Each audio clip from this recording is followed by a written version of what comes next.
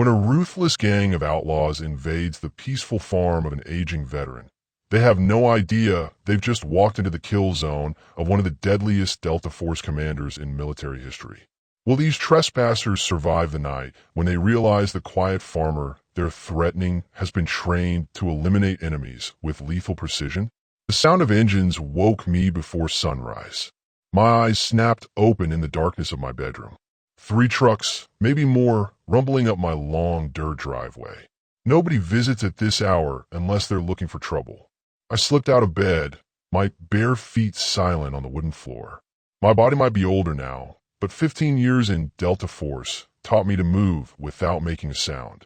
I grabbed my jeans and pulled them on, listening as the vehicle stopped near my barn.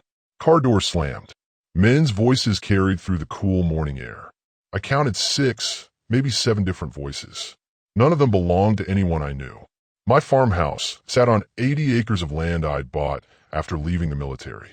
A quiet place where I could put the war behind me. Or at least that's what I told myself. The truth was I never truly left combat behind. I just brought it home with me. I moved to the window and peered through the curtains. The sun hadn't risen yet, but the first pale light revealed 3 pickup trucks and a larger vehicle that looked like a panel van. 7 men gathered in my yard, passing around what looked like a hand-drawn map of my property. This wasn't a random stop. They'd come here on purpose. I reached under my bed and pulled out my go bag, always packed, always ready. Old habits die hard. Inside was a secure phone, a first aid kit, and my service pistol. I checked the magazine and chambered around, the familiar action bringing a strange comfort. My dogs, Zeus and Apollo, German shepherds I trained myself, waited silently at the bedroom door. They'd been trained not to bark unless I gave the command. Their ears were perked, bodies tense. They sensed a danger too. I whispered, "Guard," and they immediately took positions on either side of the door. Another military habit, always have a backup plan. From downstairs came the sound of breaking glass. They weren't even trying to be quiet. These weren't professionals, but that didn't make them any less dangerous. I moved to the top of the stairs, keeping low. Through the railing, I could see 2 men entering through my kitchen window. One was tall and lanky, the other shorter but muscular. Both carried handguns. "Find the old man," the shorter one said. "Vince wants to talk to him before we start setting up." The taller one laughed. "What if he gives us trouble? Then we give him trouble right back." But Vince said no killing unless necessary. "We need this place intact." I weighed my options. I could take these 2 down easily, but there were at least 5 more outside, and I still didn't know what they wanted. Information first, action second, another lesson from my Delta days. I retreated to my bedroom, slipped the gun into my waistband at the small of my back, and put on a flannel shirt to cover it. Then I called Zeus and Apollo to heel and walked downstairs, making sure to let the 3rd step creak. No point in surprising them. "Who's there?" I called out, playing the role of confused old farmer. "I've called the sheriff already." The kitchen went silent. Then the shorter man stepped into view, gun pointed at my chest. "You Jackson Riley?" he asked. I nodded slowly, keeping my hands visible. "This is private property. You're trespassing." He grinned, revealing a gold tooth. "Not anymore. This place belongs to the Raven Syndicate now." The name meant nothing to me, but his attitude told me everything I needed to know. Another criminal organization, thinking they could take what wasn't theirs. I'd seen their type before, from Afghanistan to Zimbabwe. "I think there's been a mistake," I said, taking another step down. Zeus and Apollo stayed at my heels, waiting for commands. "This land is mine, paid for in full." The front door opened, and a tall man with a scarred face entered. He wore a black leather jacket with a raven emblem stitched on the shoulder. The others treated him with immediate deference. The leader then, "Mr. Riley," he said, his voice surprisingly soft. "I'm Vincent Mercer. My friends call me Vince." He gestured around. "Sorry about the early wake-up call, but we've got a tight schedule to keep." I studied him carefully. Military bearing, though not special forces. Regular army, maybe. The way he scanned the room, checking corners and exits, he'd seen combat. "What do you want?" I asked, continuing my slow descent down the stairs. "Your farm has exactly what we need," Vince said.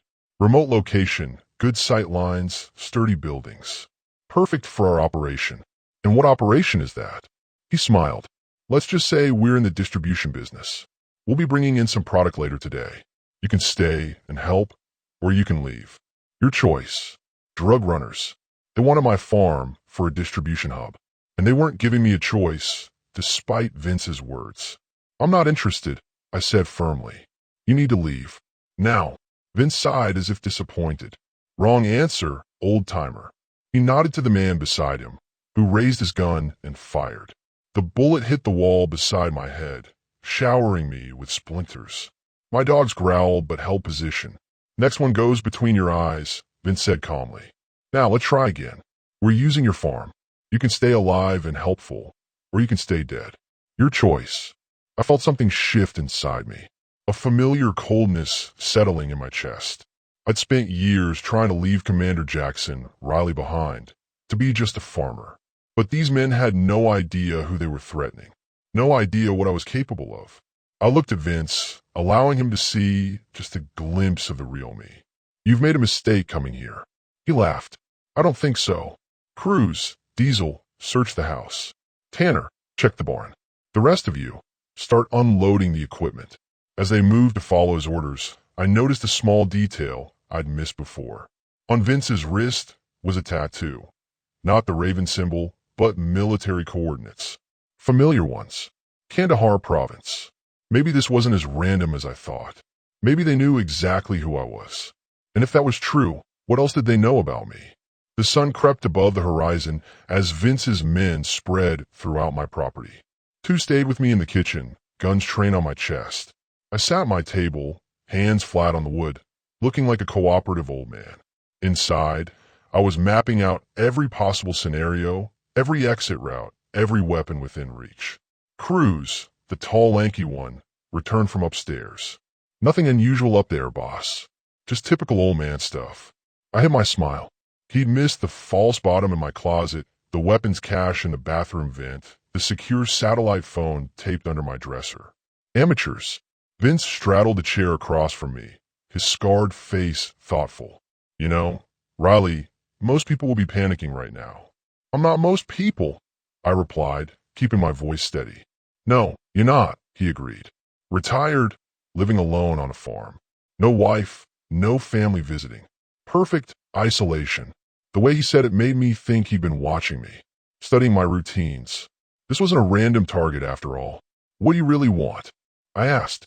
I told you. Your farm is perfect for our needs. And I'm supposed to believe you picked my place by accident? Something flashed in his eyes. A brief moment of calculation. Does it matter?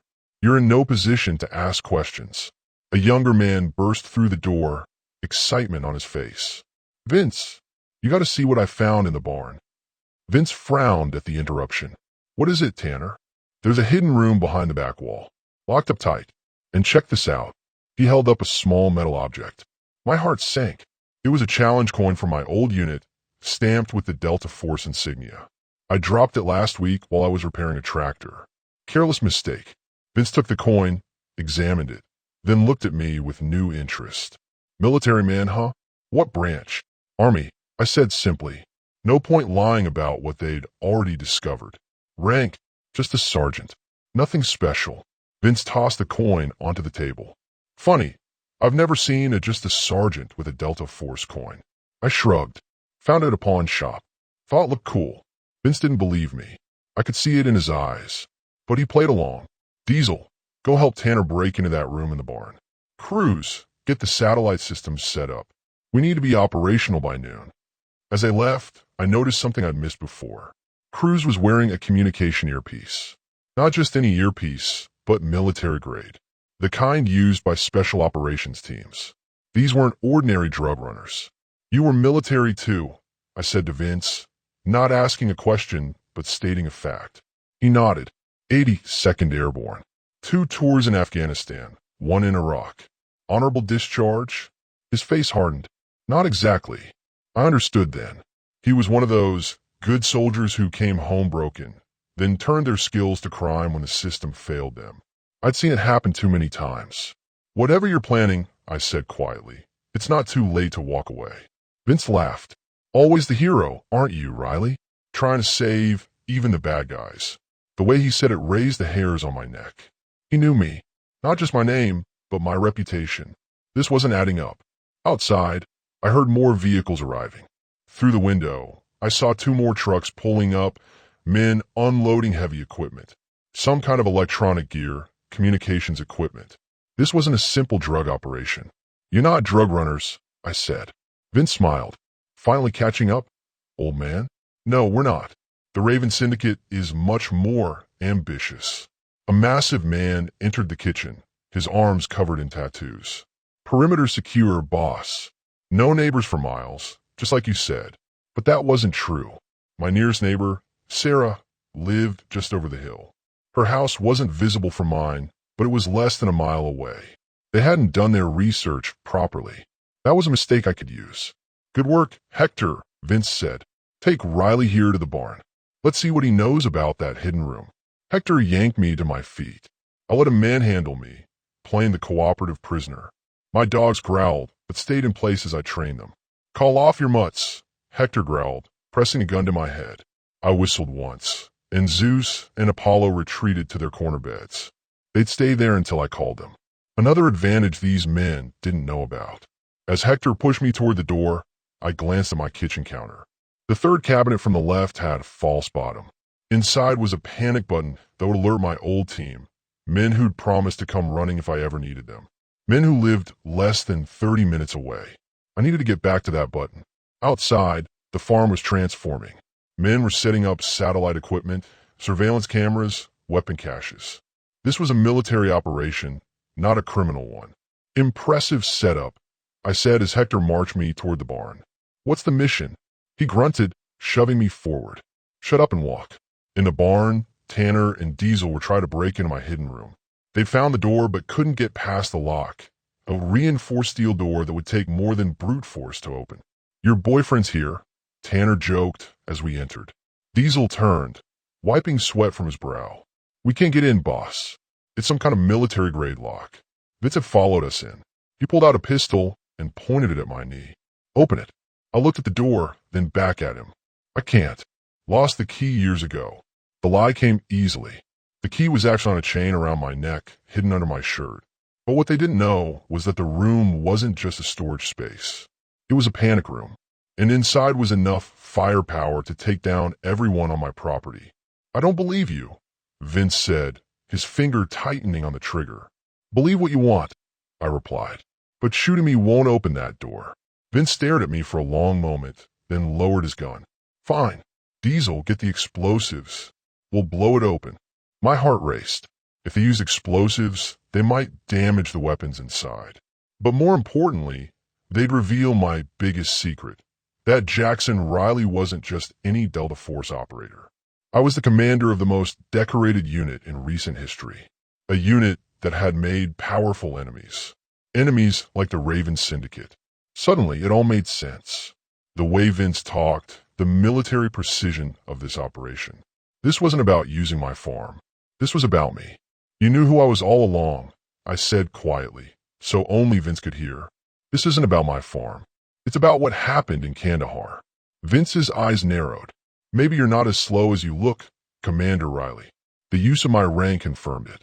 This was personal, and now I knew just how dangerous my situation really was. What happened in Kandahar was classified. Only a handful of people knew the truth. If Vince knew about it, then this wasn't just a criminal operation. It was revenge.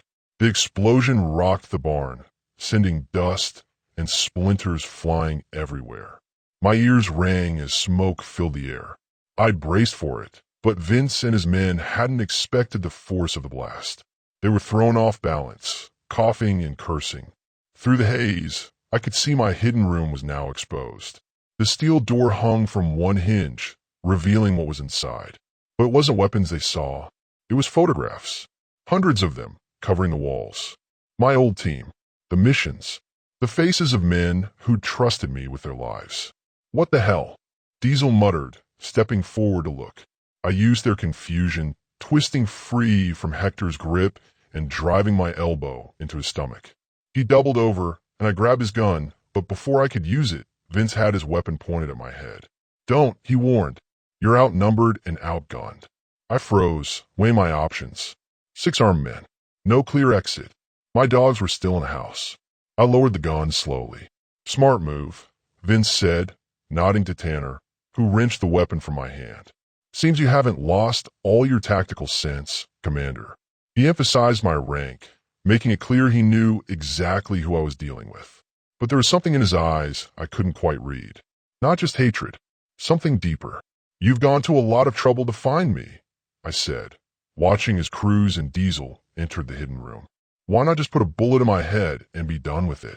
Vince smiled, but there was no warmth in it, because that would be too easy, too quick. He stepped closer, his voice dropping. You don't even remember me, do you? I studied his face, the scar running from his right eye to his jaw, the cold blue eyes. Nothing familiar. Should I asked. His face hardened. Kandahar Province. Operation Midnight Shield. 5 years ago. The names hit me like a physical blow. Operation Midnight Shield had been one of my last missions. A hostage extraction gone wrong. We lost 3 good men that day. You weren't there, I said, certain of it. I knew every man on that operation. No, Vince agreed. But my brother was. He pulled out a worn photograph from his pocket and held it up. A young soldier in Army fatigues. Staff Sergeant James Mercer. One of the hostages we'd failed to save. James was undercover. Vince continued, his voice tight with controlled rage. Deep cover in the Taliban. 2 years of work. And then your team came crashing in, blew his cover sky high. He died because of your botched rescue mission. My mind raced back. The intelligence we'd received had said all the hostages were American aid workers. There'd been no mention of an undercover operative. We weren't told, I said quietly. If we had known, spare me. Vince cut me off. You Delta boys always think you're so special, so elite. But you're just men. Men who make mistakes. Deadly mistakes. From inside the hidden room, Cruz called out, Boss, you need to see this. Vince grabbed my arm and shoved me forward. Inside, Cruz was holding a stack of files. Classified operation reports I'd kept against regulations. Force of habit. What's this? Vince asked, taking the files. Mission reports, I admitted. No point lying about what was clearly labeled. Vince flipped through them until he found what he was looking for. Operation Midnight Shield. He scanned the pages, his expression darkening. According to this, you knew there might be an intelligence operative among the hostages, he said, his voice dangerously quiet. It's right here, a footnote from military intelligence. I grabbed the file from him, reading the section he pointed to. He was right. There was, buried in the preliminary intelligence, possibility of friendly asset among hostages. Identity unknown. Proceed with caution. I felt sick. I missed it. In my rush to save the aid workers, I'd overlooked a critical piece of information. James Mercer had died because of my mistake. I never saw this. I whispered, the weight of it crashing down on me. Convenient excuse, Vince sneered, snatching the file back. The great Commander Riley, too busy playing hero to read his own intelligence reports. He was right. It had been my responsibility. My failure. So that's what this is, I said, looking around at the men transforming my farm into a military operation. You're using my farm as a base for what?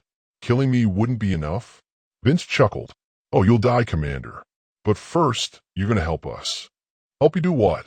Before he could answer, Tanner burst into the room. Boss, we got company coming up the road. Looks like a woman in a pickup truck. Sarah, my neighbor. She sometimes brought fresh eggs over in the morning. Of all the days to be neighborly. Take care of it, Vince ordered. No witnesses. Wait, I said quickly. She's just a neighbor. She drops by sometimes. If she disappears, people will notice. Vince considered this. Fine, we'll use her. If Riley here doesn't cooperate, the woman dies. Simple enough.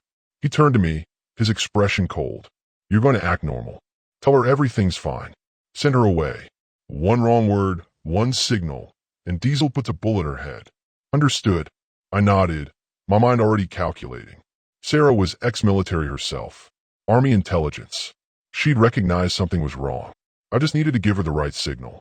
Vince and his men marched me back to the house. Through the window, I could see Sarah's old blue pickup coming up the drive. She was still a quarter mile out. Remember, Vince said, pressing a gun to my ribs beneath my jacket. One wrong move, and she dies. Then you die. Slowly. I nodded, my face blank. But inside, I was thinking of the hand signal Sarah and I had developed. A simple gesture that meant danger, call for help. A signal these men wouldn't recognize. Sarah's truck pulled up, and I saw her get out, a basket of eggs in her hands. Her dark hair was pulled back in its usual practical ponytail, her face open and friendly. She had no idea she was walking into a trap. "Morning, Jackson," she called, walking toward the porch. "Brought you some fresh eggs. My hens are laying overtime." I stepped onto the porch, feeling Vince close behind me. "Morning, Sarah. That's real kind of you." She reached the steps, then paused, her smile faltering. Sarah had always been perceptive. Something in my stance, my tone, had alerted her. "Everything okay?" she asked, her eyes scanning past me to the men inside. "Just fine," I said, taking the basket from her. As our hands met, I gave a signal, 3 quick taps against her wrist.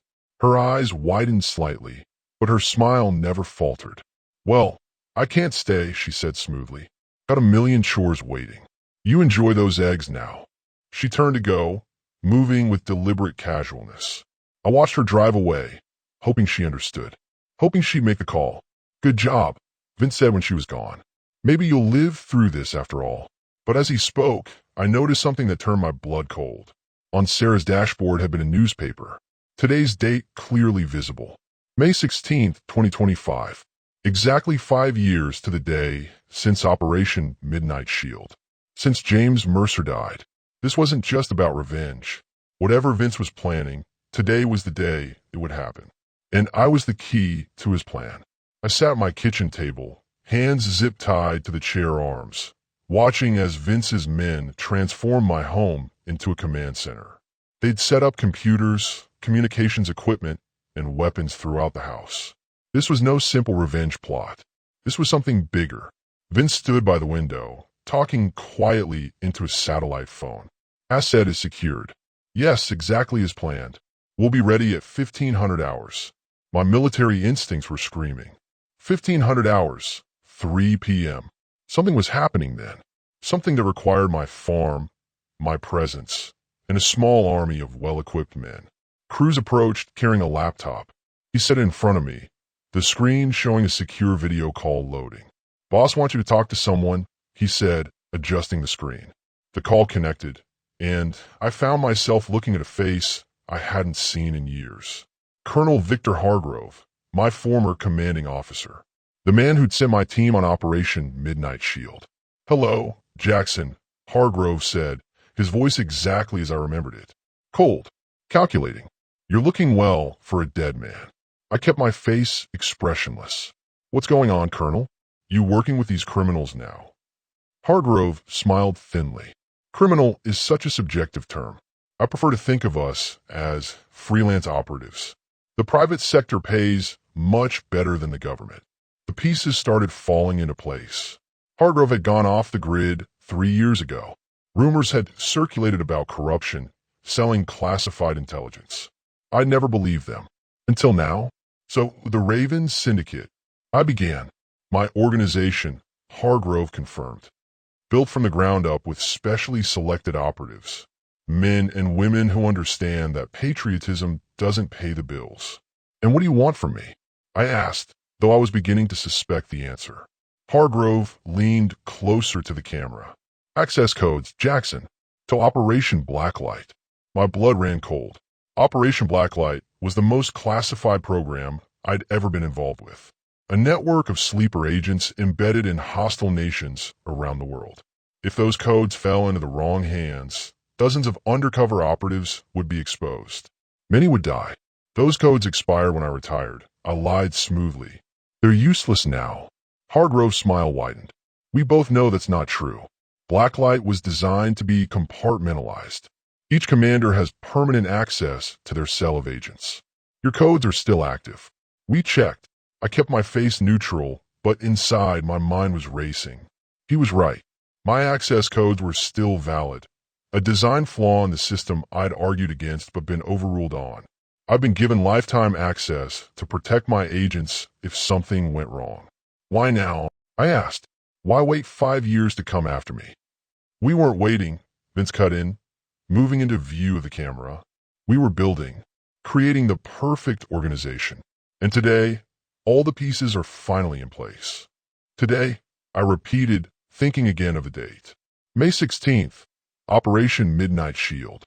Very good, Commander, Hargrove said. Today marks 5 years since that operation. 5 years since we discovered a fundamental truth. And what truth is that? That America has grown soft. Hargrove spat, his facade of calm cracking. That we fight with one hand tied behind our backs while our enemies grow stronger. That generals and politicians care more about optics than victory. The fanaticism in his voice chilled me. I'd heard this kind of talk before from men who'd been in combat too long. Men who started to think they knew better than the country they served. So what's your plan? I asked. Expose our agents? For what? Money. Money is just a tool, Hargrove said dismissively. What we want is change. Real change. And sometimes, you have to create chaos before you can build something better. A terror plot. That's what this was. Use my codes to expose undercover agents, creating an international crisis. In the chaos that followed, Hargrove and his Raven Syndicate would step in, offering solutions, taking power. You're insane, I said quietly. This will never work. It already is working, Hargrove replied. All we need are those codes, and you're going to give them to us. I stared back at him, my resolve hardening. Never. Hargrove sighed, as if disappointed. I thought you might say that. Vince, show him our insurance policy. Vince pulled out his phone and showed me a live video feed. My heart stopped. It was Sarah, my neighbor, bound and gagged in what looked like the back of a van. We picked her up half a mile from your farm, Vince said. Did you really think we wouldn't be watching? That little signal you gave her wasn't as subtle as you thought. I lunged forward, nearly toppling the chair despite my restraints. If you hurt her, that's entirely up to you, Hargrove interrupted. Give us the codes, and she walks away unharmed.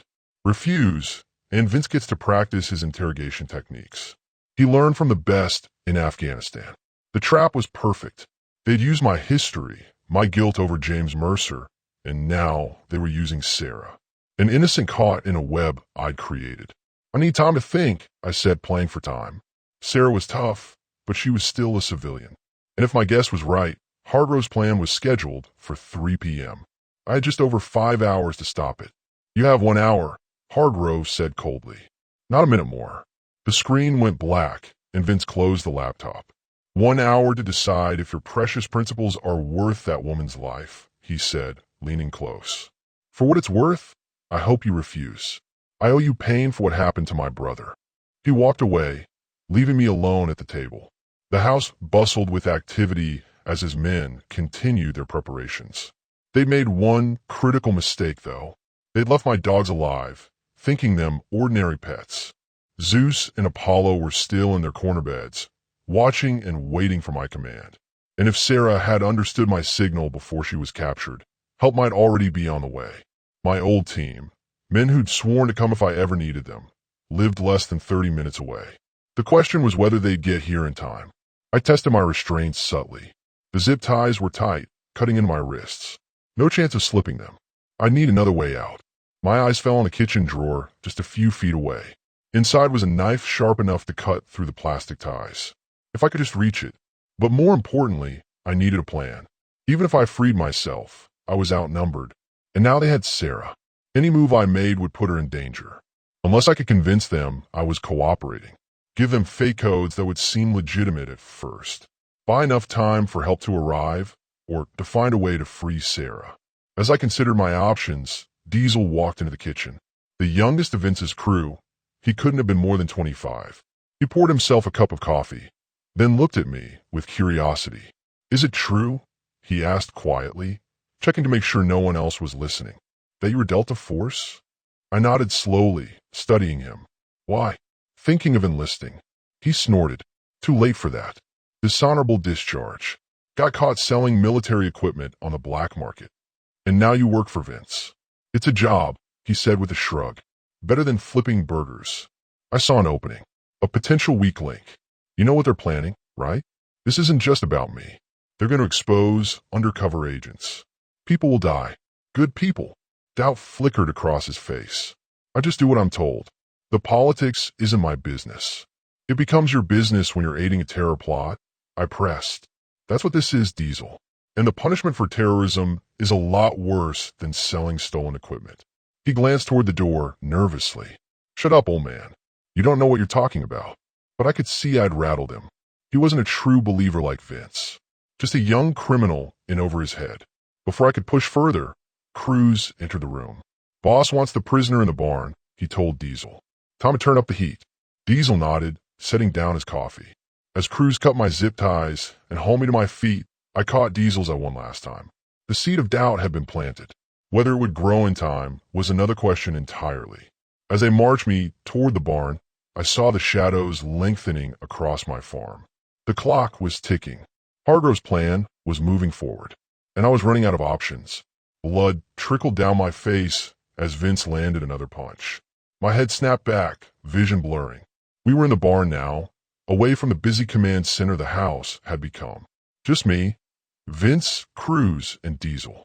The sound of rain pounding on the metal roof nearly drowned out Vince's heavy breathing. The codes, Commander, Vince demanded, flexing his fingers. This can end whenever you want it to. I spat blood onto the concrete floor. You'll kill me anyway. We both know that. True, Vince admitted with a cold smile.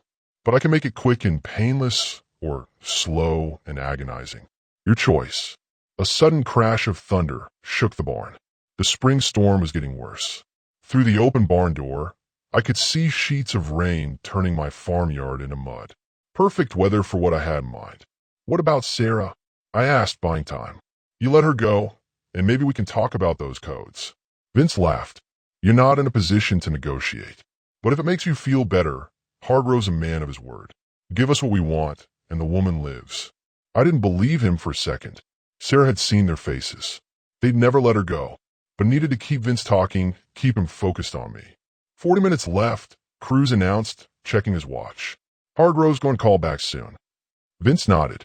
Maybe we should give our guests some motivation. He turned to Diesel. Get the woman from the van. Bring her here. Diesel hesitated for a fraction of a second before nodding. On it, boss. As he left, I noticed something in his expression. Doubt. Maybe even fear. The seed I'd planted earlier was growing. Good. I need any advantage I could get. Your boy doesn't have the stomach for this, I said to Vince, testing the ropes that bound me to the chair. They were looser than the zip ties had been. Another mistake. Diesel's young. Vince replied dismissively. He'll learn. Or he'll crack. I countered. When this all falls apart, he'll be the first to talk to the feds. Cruz snorted. This won't fall apart. We've been planning it for years. Every plan has a weak link, I said, looking directly at him. In my experience, it's usually the guy who thinks he's second in command. Anger flashed across Cruz's face. He started toward me, but Vince held up a hand to stop him. He's trying to divide us, Vince said. Classic interrogation resistance technique. Don't fall for it. But I'd seen what I needed to see. There was tension between them. Another possible advantage. The barn door slid open, and Diesel returned, pushing Sarah ahead of him. Her hands were bound behind her back, her clothes soaked from the rain. A bruise was forming on her cheek, but her eyes were clear and alert. When she saw me, tied and bloodied, she inhaled sharply. Jackson, she gasped. What is this? What's happening? Sorry you got caught up in this, Sarah, I said, watching her carefully. I needed her to understand what was coming. Vince grabbed her arm roughly. Reunion's over. Now, Riley, the codes. Or I start taking this lady apart piece by piece. Sarah's eyes widened, but I caught the almost imperceptible shift in her stance. She was ex-military intelligence. She knew how to read between the lines. And right now, she was reading my signals perfectly. Okay, I said, slumping in defeat. You win. I'll give you the codes. Vince smiled triumphantly. Wise choice. Cruz, get the laptop. As Cruz left the barn, I locked eyes with Sarah. 3 slow blinks. Our private signal for be ready. She responded with a subtle nod. You're making the right decision, Vince said, loosening his grip on Sarah. Your agents were going to be exposed eventually. At least this way, you get to live a little longer. How does it work? Diesel asked, curiosity overcoming his caution. These codes, alphanumeric sequence, I explained, keeping my voice defeated. Entered into a specific terminal. Changes the status of deep cover operatives from active to compromised. Standard emergency protocol. Cruz returned with the laptop and set it up in front of me. There, he said, opening a secure browser window. Just like Hargrove said, enter the codes. I stare at the screen. It was exactly as I'd expected. A military secure access portal. Hargrove must have maintained his clearance somehow. Untie my hands, I said. I need to type. Cruz looked at Vince, who nodded. As Cruz bent to untie me, I caught a glimpse of movement outside the barn door. Just a shadow, but it was enough. My heart raced. Someone was out there. My prayers had been answered. My old team had come, but they didn't know about Sarah or the complex situation inside. I needed to warn them somehow, to let them know the barn was the priority target, not the house. As Cruz finished untying my hands, I rubbed my wrists, making a show of the pain. These codes are long, I said loudly. 40 character sequences. 8 of them. Will take a few minutes to enter correctly. Sarah's eyes narrowed slightly. She understood. I was stalling, giving whoever was outside time to understand the situation and organize. I placed my fingers on the keyboard and began typing slowly. Random characters, nothing that would actually work. But it looked convincing. Hurry up, Vince snapped. We don't have all day. A flash of lightning illuminated the barn, followed immediately by a deafening crash of thunder. The lights flickered, then went out completely. In that instant of darkness, I moved. I flipped the table, sending the laptop crashing into Vince. I heard Sarah drop to the ground, just as we'd trained for situations like this. Zeus! Apollo! Attack! I shouted at the top of my lungs, hoping my dogs were close enough to hear through the storm. Gunfire erupted outside. My team was making their move, but inside the dark barn, I was fighting for my life. I tackled Cruz as he reached for his weapon, driving him into the ground. We grappled in the darkness, each fighting for control. He was younger, stronger, but I had decades of hand-to-hand combat experience. I knew exactly where to strike. One sharp blow to his throat, and he went limp beneath me. I grabbed his gun just as the emergency lights kicked on, casting an eerie red glow throughout the barn. Vince was on his feet, gun aimed at Sarah's head. Diesel stood frozen by the door, his own weapon drawn, but pointing at the floor. Drop it, Riley, Vince shouted over the storm. Or she dies right now. Outside, the gunfire was intensifying. My team was engaging Vince's men around the house. But in here, we were a stalemate. It's over, Vince, I said, keeping Cruz's gun trained on him. That's Delta Force out there. Your men don't stand chance. For the first time, I saw fear in Vince's eyes, but it quickly hardened into resolve.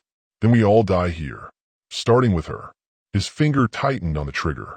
In that split second, something unexpected happened. Diesel raised his gun and fired. Not at me, but at Vince. The bullet caught Vince in the shoulder, spinning him around. His shot went wild, hitting the wall instead of Sarah. I didn't waste the opportunity. I fired twice, center mass. Vince fell backwards, eyes wide with shock. I turned to Diesel, who stood with his gun, now hanging limply at his side. I didn't sign up for terrorism, he said quietly. Or killing women. Before I could respond, the barn door burst open. 2 men in tactical gear rushed in, weapons raised. I recognized them immediately. Martinez and Jackson from my old Delta team. Commander, Martinez shouted, taking in the scene. Secure? Not yet, I said, moving to untie Sarah. Hargrove's still in play, and he's expecting those codes within the next 20 minutes. The rain pounded against the windows of my farmhouse as Martinez set up the secure satellite link. My living room had been transformed into an impromptu command center, but this time, it was filled with friendly faces. 6 members of my old Delta unit had responded to Sarah's call, arriving just in time. Perimeter secure, Taylor reported, entering through the front door. Rainwater dripped from his tactical gear onto my hardwood floor. 4 tangos down, 3 captured. No sign of Hargrove or any other leadership. I nodded, pressing an ice pack to my swollen jaw. They wouldn't be here. Hargrove's too smart for that. He's running this remotely. Sarah sat beside me on the couch, a blanket wrapped around her shoulders. Despite her ordeal, she looked composed, alert. Military training never really leaves you. How did you know to call my team? I asked her. I didn't, she admitted. When I saw those men at your farm, I called an old contact from my Army intelligence days. Turns out he knew your former XO, Martinez. Small world. Martinez looked up from the computer. Link's almost ready. What's the play here, Commander? I considered our options. Hargrove would be calling any minute, expecting those codes. When he didn't get them, he'd implement whatever backup plan he had in place. We needed to stay one step ahead. We give him what he wants, I said, or at least what he thinks he wants. Martinez raised an eyebrow. Fake codes. I shook my head. He's too smart for that. He'll verify them immediately. I turned to Diesel, who sat under guard in the corner. What exactly did Hargrove tell you about today's operation? Diesel looked up nervously. Just that we needed to secure you and get some access codes. Then at 1500 hours, something big was going down. Something that would change everything. Did he mention any other locations? Other teams? Diesel thought for a moment. Once, I heard Vince talking about a second team in Washington. That's all I know, I swear. Washington. That narrowed it down, but not enough. What was Hargrove planning? The satellite phone on the table rang, cutting through my thoughts. Everyone in the room tensed. It's time, Martinez said grimly. I picked up the phone. Riley. Commander. Hargrove's cold voice came through clearly. Your hour is up. Do you have my codes? I switched the call to speakerphone so everyone could hear. I do. But before I give them to you, I want confirmation that Sarah will be released unharmed. Hargrove chuckled. Always the honorable soldier. Fine. Put Vince on the line. Vince is dead, I said flatly. So are most of his men.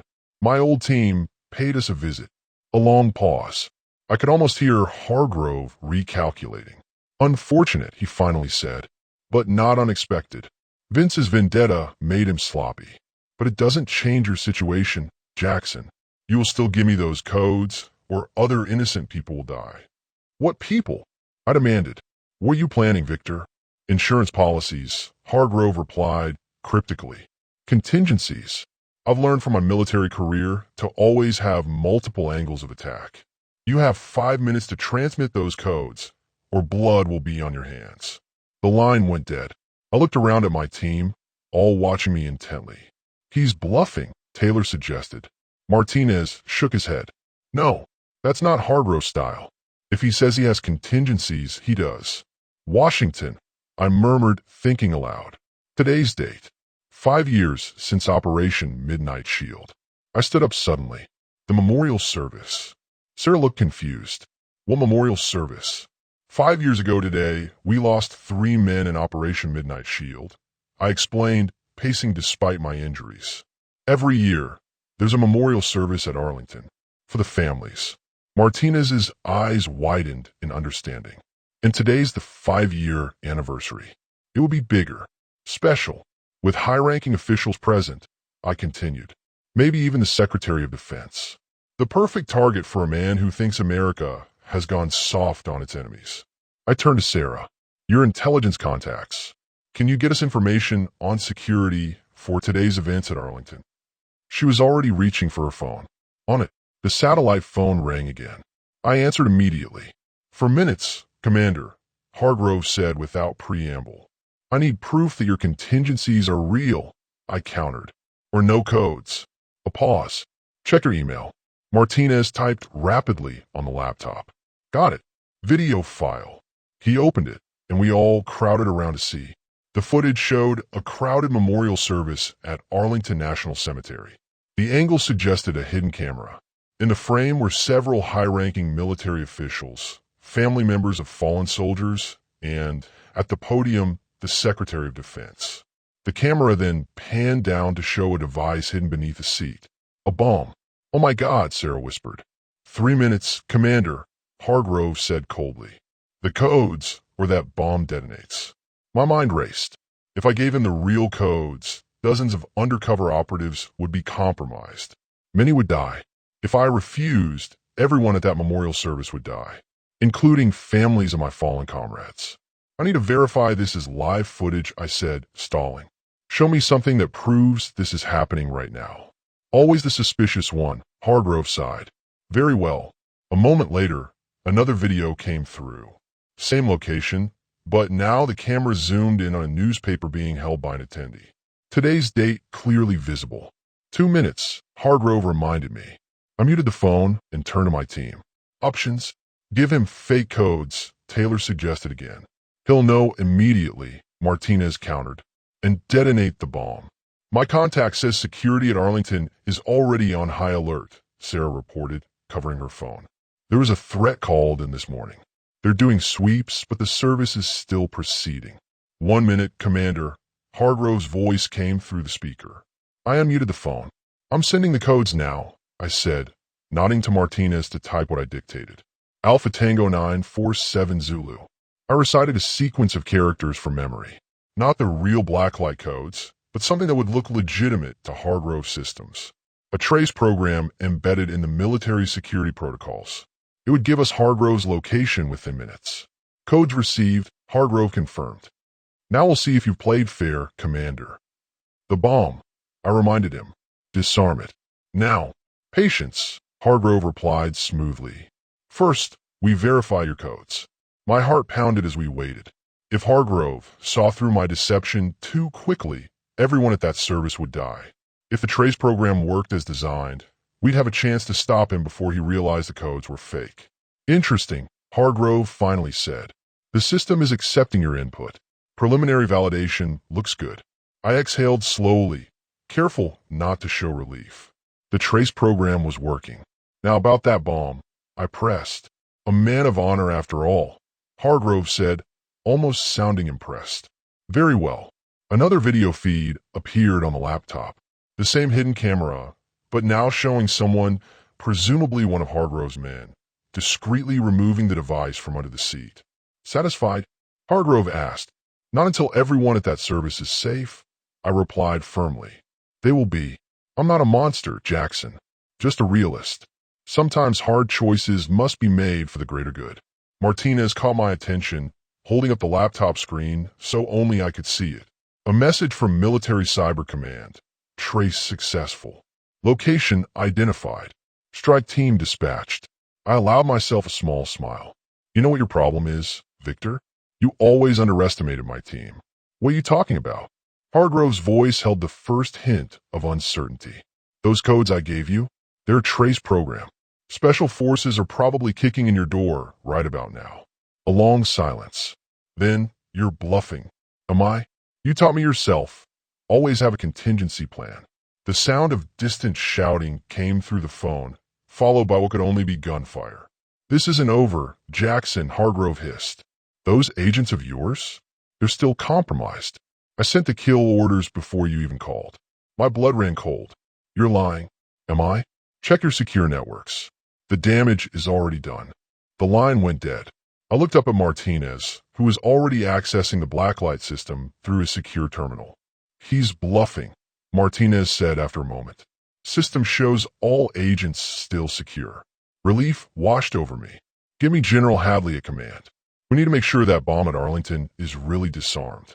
As Martinez made the call, I sank onto the couch, the adrenaline finally wearing off. Sarah put a hand on my shoulder. It's over, she asked quietly. I thought about Hargrove, about Vince and his brother James, about all the threads that had led to this day. Not entirely, I said honestly. Men like Hargrove always have one more card to play. The satellite phone rang again. Martinez and I exchanged glances before I answered. Riley, Commander, came a voice I didn't recognize. This is Captain Reeves, Delta Force. We've secured Hargrove's location. He's in custody. I should have felt relieved. Instead, a sense of unease persisted. Any computers or devices there? All seized. We're bringing in cyber teams now. Be careful, I warned. Hargrove claimed he sent kill orders to compromised agents before you got to him. Roger that, Reeves replied. We'll handle it with extreme caution. I ended the call and looked around my living room at my old team, at Sarah, at the captured member of Hargrove's crew. My peaceful retirement suddenly felt very far away. "What now, Commander?" Martinez asked, the old respect evident in his voice. I stood up, ignoring the pain from my injuries. "Now we make sure it's really over. I want those Arlington security teams to double-check for any additional devices. And I want direct confirmation that all Blacklight agents are secure." As my team moved to carry out my orders, I walked to the window and looked out at my farm. The rain was beginning to ease, sunlight breaking through the clouds. But the damage was evident everywhere: bullet holes in the walls, tire tracks tearing up the fields, blood staining the ground.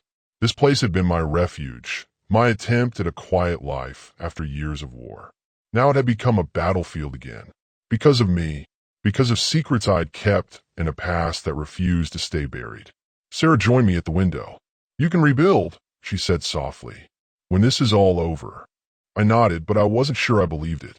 Men like Hargrove, men like me, we never truly leave the war behind. We just bring it home with us, one way or another. Glass shattered somewhere in the dark house as I moved like a shadow through my own home. Blood trickled down my forehead from where Vince had struck me, but the pain only sharpened my focus. This was my territory. Every loose floorboard, every corner, every hiding spot, I knew them all. "Find him." Vince's voice boomed from the living room. How hard can it be to catch one old man? I crouched in the hallway closet, listening to their heavy footsteps. My fingers found a hidden switch behind the coats. With a soft click, the back panel slid open, revealing a narrow passage I'd built between the walls. Most people thought my renovation hobby was just to keep busy after the war. They were wrong. "Diesel, check upstairs," Vince ordered. "Mac, take the kitchen. Cruz is still down in that hole. Someone get a light and check if he's alive." I slipped into the passage and pulled the panel shut just as Diesel walked past. Through tiny holes I drilled in the walls, I could see parts of each room. Diesel stomped up the stairs, guns swinging wildly. Poor training. No discipline. These weren't soldiers, just bullies with weapons. In my bedroom, I watched Diesel kick open the door and point his gun under the bed. He stepped into the middle of the room, right onto the pressure plate I'd installed beneath the carpet. Sleeping gas hissed from vents in the ceiling, a non-lethal mixture I'd saved from my military days. Diesel coughed, spun around confused, then dropped to the floor. "One down." "Diesel," Matt called from downstairs. "You find anything?" When no answer came, he cursed. "Tanner, go check on Diesel." Perfect. They were separating themselves. I moved through the passage to the kitchen section. Through the peephole, I saw Mac rifling through my drawers, pocketing anything that looked valuable. He yanked open the refrigerator, grabbing a beer like he owned the place. I slid open another hidden panel, this one leading behind the pantry door. As Mac popped the beer cap and took a long drink, I emerged silently behind him. One quick move, arm around his neck, pressure on the carotid artery, and he went limp in seconds. I caught him before he hit the ground and made a noise. "Two down." Upstairs, I heard Tanner calling for Diesel. "Dude, quit messing around." "Where are you?" I dragged Mac to the basement door, zip-tied his hands and feet, and gagged him with a kitchen towel. The storm outside grew stronger, rain now hammering against the windows, wind howling through the trees. Thunder crashed, masking the sound of my movements. "Vince!" Tanner yelled, panic edging into his voice. "Something's wrong up here. Diesel's out cold, and I can't wake him." "What are you talking about?" Vince shouted back. I moved to the living room peephole. Vince stood by the fireplace, his scarred face illuminated by the flashlight he held. The power was still out, my doing. The fifth outlaw, a man they called Rooster, nervously paced by the window, jumping at every lightning flash. "I'm telling you, man," Tanner called from upstairs. "Something weird is going on." "Get down here, both of you," Vince ordered. "Bring Diesel." I watched as Tanner struggled to drag Diesel's unconscious body down the stairs. This was my chance. I moved quickly through the passage to the entry hall, where another hidden door led to a small space under the staircase. As Tanner reached the bottom step, I triggered the mechanism I'd installed. The stair beneath him dropped 6 inches, not enough to create a hole, but enough to make him stumble. As he fell forward, still holding Diesel, I burst from my hiding place. Before he could regain his balance, I struck, quick and precise, at the pressure points in his neck. Tanner dropped alongside Diesel, both now unconscious at the foot of the stairs. 3 and 4 down. Tanner! Vince shouted, running toward the entryway with Rooster close behind. I slipped back into the shadows beneath the staircase, pulling the panel closed just as they rounded the corner. What the hell? Vince knelt beside his fallen men. His eyes darted around the dark house. Rooster, this isn't right. The old man's got this place rigged somehow. Rooster's face was pale in the flashlight beam. Maybe we should get out of here, boss. Come back with more men. No one's leaving. Vince snarled, grabbing Rooster's jacket. We came for the land, and we're taking it. The syndicate doesn't back down. Split up, find him. They separated, Vince heading toward my study, Rooster moving toward the kitchen. I tracked Rooster first. He was the weaker one, jumping at shadows. When thunder cracked overhead and rain pounded harder on the roof, Rooster fired his gun reflexively at nothing, the bullet embedding in my kitchen wall. Jumpy, aren't you? I said from behind him. He whirled around, but it was too late. One quick strike to his solar plexus doubled him over, unable to breathe. A second hit to the back of his neck, and he joined his friends in unconsciousness. 5 down. Only Vince remained. I found him in my study, rifling through my desk drawers. The beam of his flashlight passed over military commendations on the wall, newspaper clippings of classified missions that somehow made the press, and finally settled on a photograph of my old unit. I know you're in here, Vince called out, his voice steadier than I expected. You've got skills, old man. I'll give you that. I stood in the doorway. You were soldiers once, I said, startling him. He spun around, gun aimed at my chest. Mercenaries now, he replied with a grim smile. Not so different from you. His words hit harder than expected. We are nothing alike, I insisted. You prey on the innocent. And what did you do in all those countries, Commander? His finger tightened on the trigger. You think those people saw any difference between your uniform and my gang colors? For a moment, old doubts resurfaced. Faces of civilians caught in crossfire, villages emptied by our operations, children who grew up knowing only war. Then I heard vehicles approaching in the distance, distinctive engine, sounds I would recognize anywhere. My team's coming, I said quietly. Your operation is over. Your team. Vince laughed. You're alone, old man. No one's coming to save you. I smiled for the first time that night. I was never alone. Lightning flashed, illuminating the room and the subtle red that now danced on Vince's chest. His eyes widened as he realized a sniper scope was trained on him from outside. Ow! My neighbor Sarah, I explained.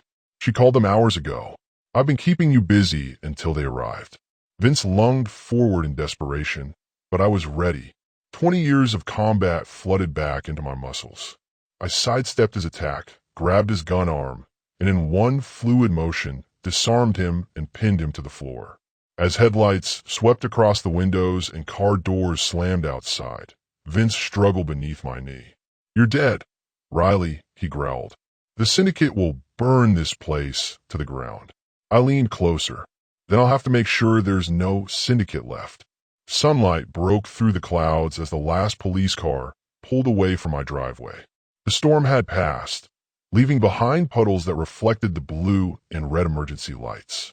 I sat on my porch steps, the wooden boards creaking beneath me, my body feeling every one of my 53 years. 6 outlaw gang members were now in custody, but their threats still echoed in my ears. Still drinking that same awful coffee, Commander? I looked up to see Martinez crossing my muddy yard. My former second-in-command hadn't changed much in the 3 years since I retired. Still built like a tank, still sporting that ridiculous mustache. Behind him, 4 other members of my old Delta Force unit secured the perimeter of my property, checking for any outlaws we might have missed. It's grown on me, I replied, holding on my mug. My hand trembled slightly, the adrenaline crash hitting me hard. Martinez sat beside me, pulling out a flask and pouring something stronger into my coffee. Doctor's orders, he said with a grin. I took a sip and winced. How fast did you drive to get here? Broke several laws. Martinez shrugged. Sarah called us right after she saw them break in. We were at Jenkins' wedding in Oak Ridge, about 2 hours away. Would have been here sooner, but the storm washed out the bridge on County Road 16. I nodded toward the men checking my property. Pulled them from the reception too. They volunteered. Nobody messes with our commander. We sat in silence for a moment, watching the sun climb higher. Parts of my fence were broken where the outlaws' trucks had crashed through. The front door hung from one hinge. At least 3 windows were shattered. They're not going to stop, I said quietly. The Raven Syndicate doesn't forgive. Martinez nodded solemnly. Then we'll be ready. I stared across my damaged farm. The fields I'd carefully tended for 3 years were now rutted with tire tracks. The barn door had been kicked in. Even my scarecrow stood at an odd angle, as if it had tried to fight back and lost. I thought I left all this behind. I said, more to myself than to Martinez. Thought I could just be a farmer. Some men aren't built for peace, Commander. I glanced sharply at him. Everyone's built for peace. Some of us just never get the chance to find out. Officer Taylor, a young local cop who'd responded to Sarah's 911 call, approached with his notebook open. Mr. Riley, we've got statements from everyone except you. When you're ready, I need to know exactly what happened here. I exchanged looks with Martinez. The official report would need to omit certain details, the hidden passages, the traps, the military-grade sleeping gas. Some things were better left unexplained. They broke in. I defended myself. I said simply. Taylor frowned. And somehow subdued 6 armed men by yourself? I got lucky, I replied. Luck had nothing to do with it, Martinez muttered. Taylor looked like he wanted to ask more questions, but an older officer called him away. We'll need a more detailed statement later, Mr. Riley, Taylor said before leaving. Sarah appeared at my gate, carrying a basket covered with a checkered cloth. Her young son, Tommy, trailed behind her, eyes wide as he took in the police cars and strange men with military posture. I brought breakfast, Sarah announced, climbing the porch steps. Figured you boys might be hungry. Martinez stood immediately, taking the basket from her with exaggerated gratitude. I couldn't help but notice the way his eyes lingered on her face. Some things never changed. You saved my life, Sarah, I told her as she sat beside me. Thank you. She shook her head. I just made a phone call. You're the one who fought off a gang of outlaws. Tommy, 8 years old and fearless, sidled up to me. Did you really fight bad guys, Mr. Riley? I ruffled his hair. Sometimes the stories grown-ups tell get bigger than what really happened. But Mom said you were a hero soldier before you moved here, Tommy insisted. She said you got medals and everything. I caught Sarah's eye, and she blushed slightly. Tommy, why don't you go see if that nice officer wants a muffin, she suggested. The boy ran off happily on his mission. Been telling stories about me? I asked. Just the ones everyone knows, she replied. The newspaper articles, the ceremony when you got the Medal of Honor. This community's proud to have you, Jack, even if you do prefer to be left alone. Before I could respond, a black SUV pulled into my driveway. The man who stepped out wore a suit that screamed federal government. Here we go, Martinez mumbled, stepping protectively closer to Sarah and me. The man approached, flashing a badge. Agent Dawson, FBI. We've been tracking the Raven Syndicate for months. Seems like you stirred up quite a hornet's nest, Commander Riley. Just defending my home, I said cautiously. Well, your defense just handed us 6 members of one of the most dangerous criminal organizations in the country. Agent Dawson surveyed my damaged property, but I'm afraid you've also made yourself their #1 target. My stomach tightened, not for my own safety, but for Sarah's, for Tommy's, for everyone else in this small community I'd grown to care about. The men you captured have already started talking, Dawson continued. Seems they weren't just here to intimidate a local farmer. They were setting up a major distribution hub for their operation. Your land is perfectly positioned, remote enough for privacy, but close to state lines for quick transport. Martinez tensed beside me. What are you suggesting? Dawson straightened his tie. We've been trying to infiltrate the syndicate for years without success. Now we have a unique opportunity. I already knew what was coming. You want to use my farm as bait. I want to use you as an asset, Dawson corrected. Your background makes you uniquely qualified. And frankly, whether you help us or not, they're coming back for revenge. The question is whether you'll face them alone or with the full resources of the federal government behind you. Sarah grabbed my hand. Jack, you don't have to do this. You've done enough. I looked at my farm, the home I'd built hoping to find peace. Then at Sarah, at Tommy playing nearby, and my old team standing ready as always. If I help you, I said slowly to Dawson, I have conditions. My team is involved. The local community stays safe. Dawson nodded. We can work with that. Martinez clapped my shoulder. Just like old times, Commander? I shook my head. No, this time we're fighting on home ground. And this time, we finish it for good.